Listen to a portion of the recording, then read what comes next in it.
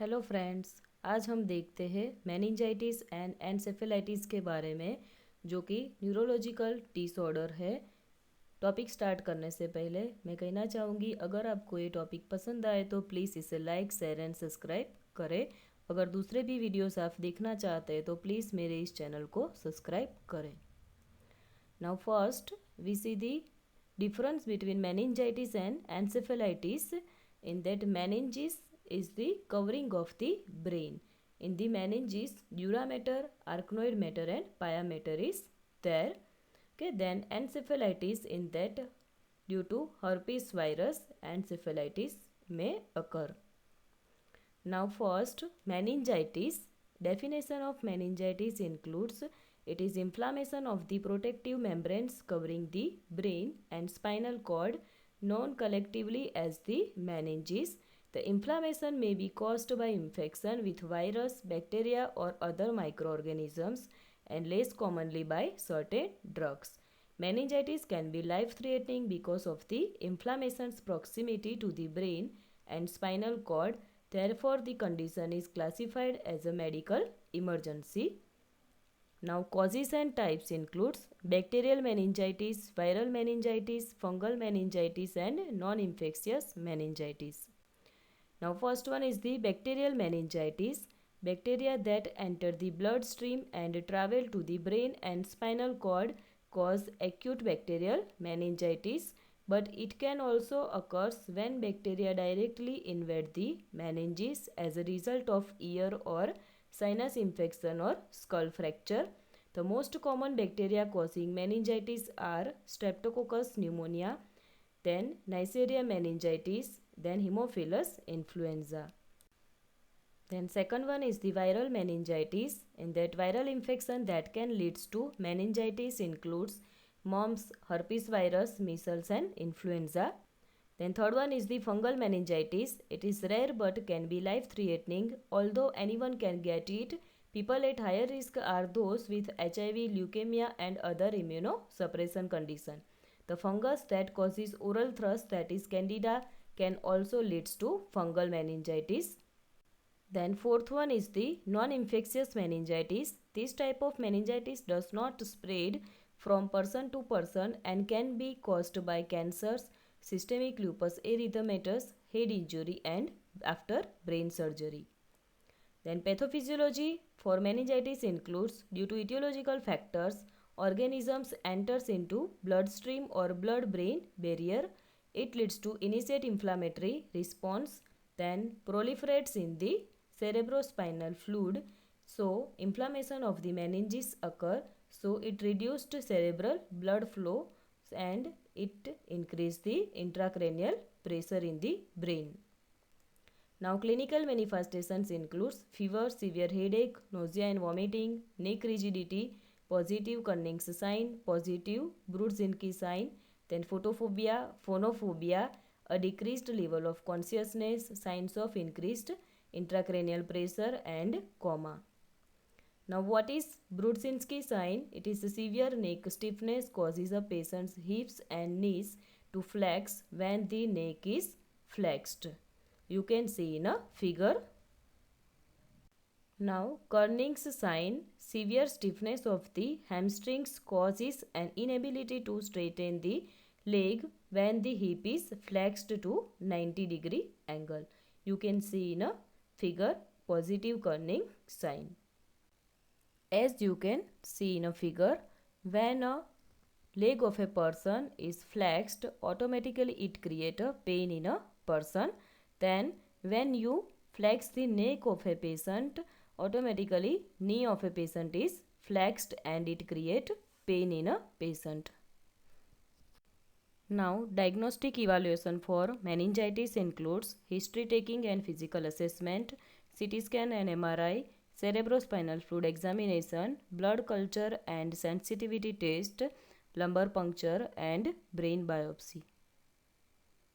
Then, management for meningitis includes bacterial meningitis is treated with antibiotic, mainly cephalosporin, and viral meningitis is treated with antiviral drugs. Then fungal meningitis is treated with antifungal and anticonvulsant according to symptoms of a patient, then antipyretics, analgesics, bed rest, and plenty of fluid to manage a meningitis in a patient. Now, nursing diagnosis includes hyperthermia related to the infectious process and cerebral edema, then risk for imbalanced fluid volume related to fever and decreased intake, then ineffective tissue perfusion, cerebral related to infectious process and cerebral edema, then acute pain related to meningeal irritation, and impaired physical mobility related to prolonged bed rest. Then nursing management with following aspect: medication administration as ordered, intake output chart, vital signs, neurological status, level of consciousness, fever management, isolation of a patient if needed, then dim lighting room to prevent the photophobia in a patient, then low noise. Now encephalitis.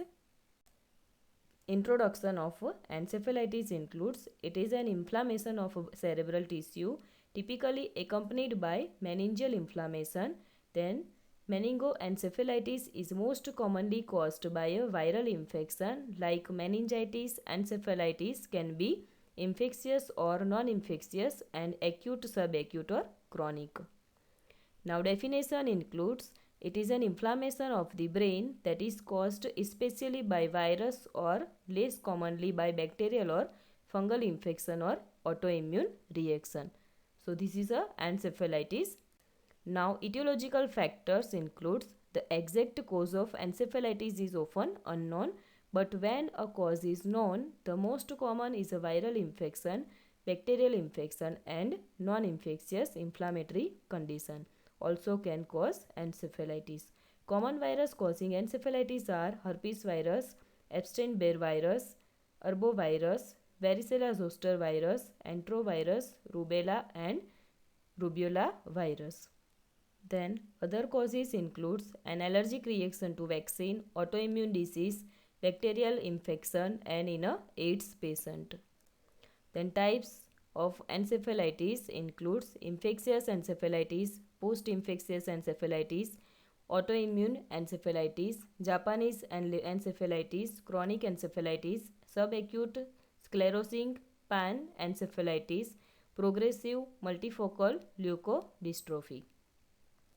Now signs and symptoms includes high temperature, severe headache, nausea and vomiting, changes in mental status, that is confusion, disorientation and drowsiness, then seizures, loss of sensation in certain part of body, changes in personality and loss of consciousness. Then other symptoms includes photophobia, speaking difficulty, muscles weakness, stiff neck, hallucinations, vision loss, involuntary movement of eye. Now diagnostic test includes MRI, it determine inflammation, CT scan, lumbar puncture and cerebrospinal fluid examination, then blood test and brain biopsy. Then management includes medical management, anti-inflammatory drugs, antiviral drugs, intravenous fluids, antipyretics and anticonvulsant drugs. Then nursing management includes monitor vital sign, monitor for intracranial pressure, monitor patient response to medicine, monitor neurological status, maintain airway, monitor intake output chart, provide quiet environment and avoid excessive stimulation, skincare, range of motion exercise, turning positioning of a patient, then seizure precautions, isolation, drugs, involve family members in care of a patient. Thank you friends, आज हमने देखा meningitis and encephalitis के बारे में। अगर आपको ये video channel पसंद आए तो प्लीज़ इसे सब्सक्राइब करें। अगर कोई भी कमेंट हो तो प्लीज़ कमेंट बॉक्स में जाके कमेंट करें।